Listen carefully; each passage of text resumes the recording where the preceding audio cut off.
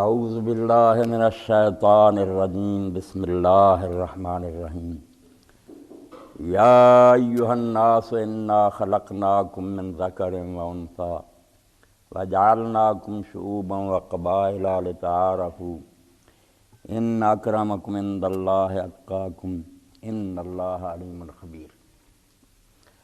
سورہ الحجرات کی ایک آیت کریمہ میں نے آپ کے سامنے پڑھی ہے۔ اس میں اللہ تعالیٰ نے بیان فرمایا کہ اے لوگو، ہم نے تمہیں ایک مرد اور عورت سے پیدا کیا، تم سب کا ایک ہی والد ہے، ایک ہی ماں ہے، سارے اسی کی نسل ہو، ایک ہی کنبہ ہو، اور ہم نے تمہارے بڑے بڑے قبیلے اور خاندان بنائے ہیں تاکہ تم آپس میں ایک دوسرے کو پہچان سکو۔ یہ قبیلے اور شعوب جو ہیں یہ صرف تعارف کے لیے، پہچان کے لیے، ورنہ اللہ کے ہاں اصل میں معزز وہ ہے جو زیادہ اللہ سے ڈرنے والا ہے، اللہ کے احکام کی اطاعت کرنے، خدا کے ہاں اسی کو عزت اور شرم ملے گا۔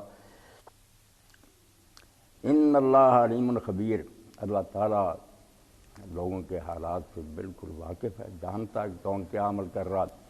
اس لیے کون متقی ہے کون نہیں متقی، متقی جو ہے ان میں کن میں اخلاص ہے، کون ریاکاری کر، علیم احوال سے باخبر ہے، اور جو خبیر ہے اس کا تعلق ظاہری حالات سے آگے پھر نیتوں سے ہے کہ وہ صرف ظاہری حالات سے آگاہ نہیں ہے بلکہ تمہاری نیتوں سے بھی باخبر ہے، پوری طرح جان کر فیصلہ کرے گا کہ کون اس کی بارگاہ میں معزز اور مکرم ہونے کے لائق۔ تو اس آیت کریمہ میں اللہ تعالیٰ نے اس بات کا بیان فرمایا کہ انسان فطری طور پر کسی علاقہ میں پیدا ہو اس میں تفوق کی خواہش ہوتی ہے، یہ قدرتی بات، اس کو کوئی نہ رد نہیں کر سکتا کہ وہ اپنے دوسرے ابنائے جنس سے،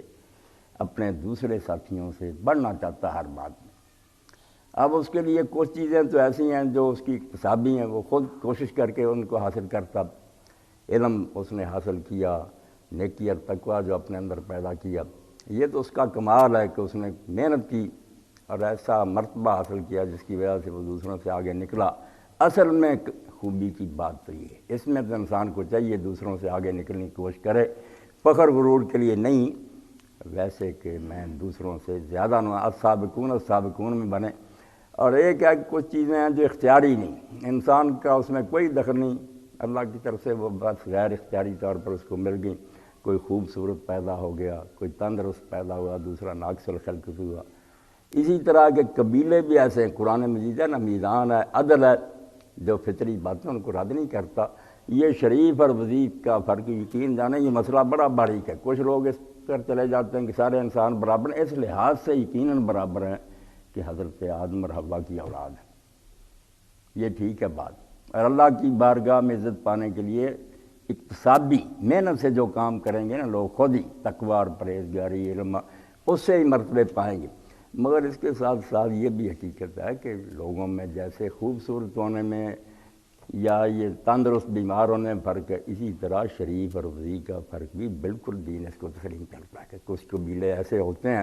جو لوگوں میں مشہور ہوتے ہیں اپنے اچھے کمالات کی وجہ سے، ان کے بڑوں نے کچھ ایسے اچھے کام کیے ہوتے ہیں، یا وہ شریف لوگ ہوتے ہیں تو سارا علاقہ جانتا ہے کہ فلاں لوگ جو ہیں یہ شریف ہیں۔ تو ان میں اگر کوئی شخص پیدا ہو گیا تو اس میں اس کا کمال کوئی نہیں، اور دوسرا کسی ایسے خاندان میں پیدا ہو گیا جس کی شہرت اتنی نہیں یا بری شہرت ہے بڑوں کے قصور کی وجہ سے، اس کا کوئی جرم نہیں، مگر ہوتا معاشرے میں ایسا ہی ہے کہ لوگ سمجھتے ہیں کہ یار یہ اچھے لوگ ہیں، شریف ہیں، یہ وضیع اور کمینے، یہ فرق بالکل موجود ہے اور دین اس کو رد نہیں کرتا۔ یہ الگ بات ہے کہ اس نعمت کا حق ان کو کیا ادا کرنا چاہیے جو اچھے خاندانوں میں پیدا ہوئے، یہ ایک نعمت ہے، جیسے تندرست پیدا ہو جانا نعمت ہے نا، اب اس پر وہ فخر کرے بالکل بیوقوف ہے، اس میں تیرا کیا کمال، اللہ نے تندرست پیدا کر دیا، دوسرا لولا لنگڑا پیدا ہوا ہوگا تو وہ کوئی اس لحاظ سے تو اس سے گھٹیا نہیں، فخر اگر کرے گا تو فاخر بالانصاف جرم ہو جائے گا۔ کس بات پر فخر کر رہا ہے؟ اس باپ کے گھر میں پیدا ہونا تیری کوئی اپنی خوبی ہے، فخر نہیں کرنا، مگر اس نعمت کا حق ضرور ادا کرنا ہے کہ اللہ تعالیٰ نے مجھے ایک صالح اور نیک آدمی کے گھر میں پیدا کر دیا۔ جب ہم قرآن میں دیکھتے ہیں کہ وہ بچے یتیم جن کی دیوار گرنے والی تھی، حضرت خضر علیہ السلام نے اس کو درست کیا، تو بعد میں جب موسیٰ علیہ السلام نے کہا ان لوگوں نے تو ہماری مہمانی بھی نہیں کی، آپ ان کی یہ بناتے پھرتے ہیں دیواریں، مزدوری لے لیتے تو انہوں نے یہی جواب دیا کان ابوہما صالحا، ان کا باپ تھا نا دونوں کا وہ نیک تھا، یہ بے شک نیک نہیں، ایک نیک باپ کی اولاد ہیں۔ تو اس چیز کا لحاظ بھی اللہ تعالیٰ نے فرمایا کہ نیک آدمی کے گھر میں پیدا ہوئے ہیں۔ رسول کریم علیہ السلام کے بارے میں جب بادشاہ نے کسریٰ نے اور کیسر نے سوال کیا ابو سفیان سے، تو سب سے پہلا سوال یہ تھا، نعمت ضرور ہے کسی اعلیٰ خاندان میں پیدا ہونا، اعلیٰ کا مطلب یہ نہیں کہ اللہ کے یہاں اعلیٰ، وہاں تو ہو سکتا ہے کہ کسی ایسے خاندان میں پیدا ہوا جس کی شہرت اچھی نہیں، مگر اس نے ذاتی طور پر ایسی نیکیاں کی کہ بڑے بڑے شریفوں سے اور مزدوں سے آگے نکل گیا، یہ بات اکتسابی ہے، محنتی، مگر یہ کہ اچھے خاندان میں پیدا ہونا شرف یہ بھی ہے، انعام ہے، جیسے تندرست پیدا ہو جانا۔ تو اس نے کیسر نے یہ سوال کیا تھا کیفا نسب فیک، پہلا سوال کہ یہ جو رسالت کا مدعی یہ کہتا میں نبی ہوں، اس کا نسب تم میں کیسا ہے، خاندان کیسا، پہلا سوال۔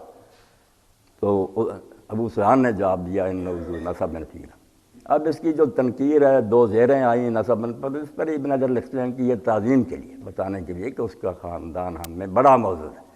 وہ صاحب نسب آدمی ہے، معمولی خاندان سے پیدا نہیں ہوا۔ اور اسی لیے اللہ کے رسول بڑی باریک بات ہے جس کو لوگ نظر انداز کر دیں۔ ایک طرف تو لوگ فخر کرنا شروع کر دیتے ہیں کہ میں فلاں خاندان میں پیدا ہوں اس لیے آ رہا ہوں، بیوقوف، کیا تو نے اس میں کام کیا جس کی وجہ سے فخر کرتا ہے؟ یہ تو اللہ نے اس جگہ پیدا کر دیا، جیسے تندرست بیمار کے مقابلہ میں ناقص الخلق کے مقابلہ میں فخر کرے تو بالکل وہ غلط کام کر رہا ہے، جرم ہے۔ اللہ کی نعمت سمجھ کر اس کا حق ادا کرے، وہ بیان کر دوں گا۔